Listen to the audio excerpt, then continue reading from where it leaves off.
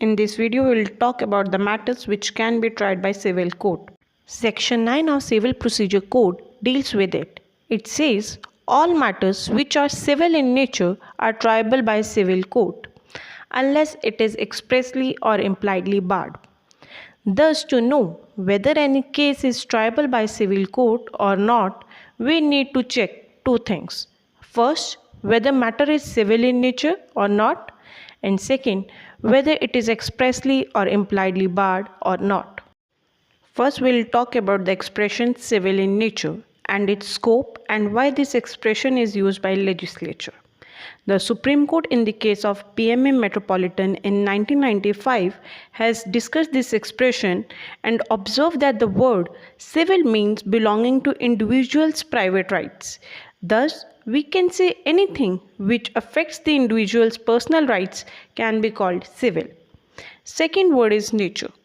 It means something that is core or quality of thing or person.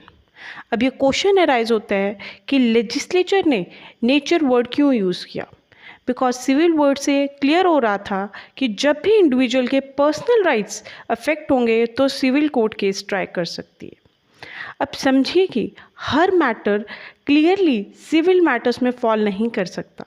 कुछ ऐसे cases हैं जो purely religious या पॉलिटिकल मैटर्स हो सकते हैं, जैसे कि भगवान राम का जन्म कब हुआ, क्या भगवान एग्जिस्ट करते हैं या नहीं, और अगर पॉलिटिकल मैटर्स की बात करें तो मिस्टर एक्स को होम मिनिस्टर क्यों बनाया, why and how external affairs are maintained. ये सब matters purely religious and political in nature हैं. इनका इफेक्ट डायरेक्ट इंडिविजुअल राइट्स पे नहीं पड़ता. So these matters can not be called civil. But कभी कभी मैटर देखने से पॉलिटिकल एंड रिलीजियस अपीयर होते हैं, but it affects individuals, such as whether women can enter temples during periods. This might appear religious, but it violates fundamental right to worship given under Article 25 of the Constitution. Similarly, if President does not appoint the winning party to form the government and ask others to take oath as Prime Minister, then it has bearing on individual's right to elect his government. तो ऐसे cases जहाँ broadly देखने से तो matter religious या political लगे, but it affects individual rights, the word nature is use. Hence, by using the expression civil in nature, the legislature has expanded the ambit of civil courts to try not only civil matters but also religious and political matters if it affects individual rights. Now, the next essential is the jurisdiction of court must not be expressly or impliedly barred.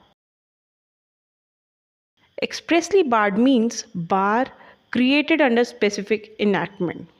We all know that civil is what is not criminal. So all matters which are not criminal can be called civil. Either it's insurance matters, family matters, property matters, company matters, consumer matters and others. All fall under the term civil. Now, for the purpose of quick disposal of cases and to reduce the burden of courts, specific courts or tribunals are constituted under specific laws such as rent controller, NCLT, consumer commissions, etc.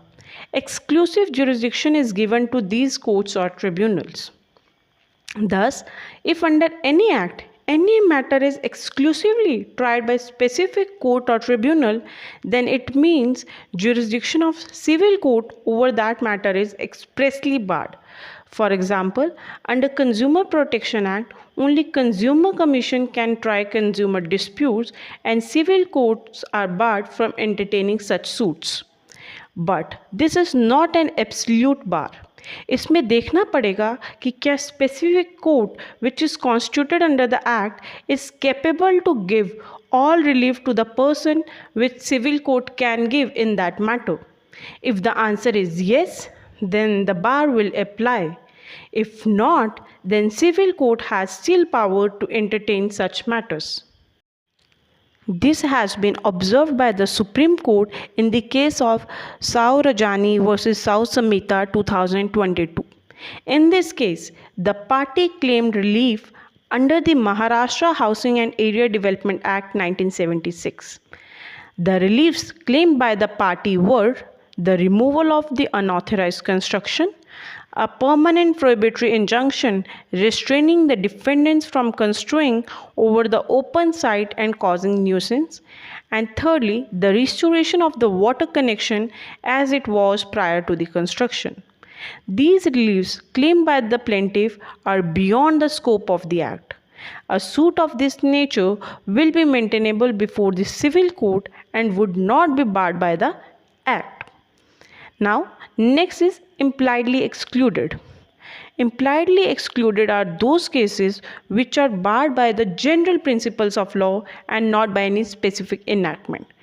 For example, contract hit by Section 23 of Indian Contract Act cannot be executed, or purely political and religious matter cannot be adjudicated, or acts done by the judges during the course of his duties are not triable. Hence, the wide power is given to the civil court to try these suits. If you like this video, please like, share and subscribe.